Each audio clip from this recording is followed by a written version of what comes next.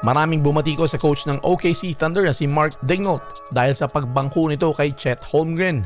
At ito isang nakakatuwang trivia mga kabasketball na tila nagsasabi na magkakampyon ang Indiana Pacers dahil sa Washington Wizards.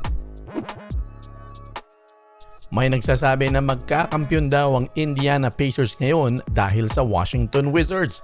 Talaga lang ba? Bakit naman? Ito daw ang dahilan mga kabasketball. Alam nyo ba na sa huling 7 taon, ang isang former Washington Wizards ay nanalo ng NBA Championship pagkatapos itong umalis nga doon sa kupunan. Simulan natin 2017-2018 Golden State Warriors, Sean Livingston, JaVale McGee mga galing ng Washington Wizards. 2019 Toronto Raptors na si Jody Meeks. 2020 Los Angeles Lakers, JaVale McGee, Dwight Howard, Markieff Morris mga galing ng Wizards. 2021 Milwaukee Bucks si Bobby Portis. 2022 Golden State Warriors si Gary Payton II, Otto Porter, Chris Chiozza.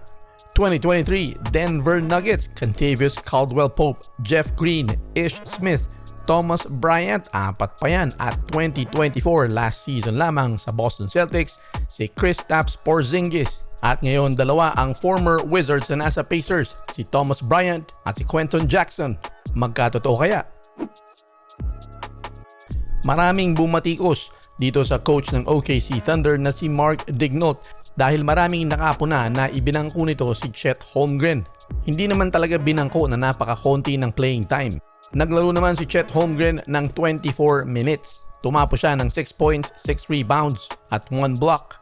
Si Holmgren ay sinasabing bahagi ng Big 3 nitong OKC Thunder kasama ni SGA at ni J-Dub. Kaya marami nagtataka kung bakit konti ang playing time niya, lalo na sa ganitong hinabol ng kanilang 15-point lead na gamit daw sana siya. Isa pang big man nila na si Isaiah Hartenstein ay mas kaunti pa ang inlaro. 17 minutes lang pero gumawa ito ng 9 points at 9 rebounds, may 1 steal. Mas marami pang ginawa kay Chet. At ang masaklap pa ay na-out-rebound ng Pacers ang OKC ng 17-56-39. Hindi gumana mga pambubuli na ginagawa ng OKC kagaya ng ginawa nila sa ibang mga kupunan.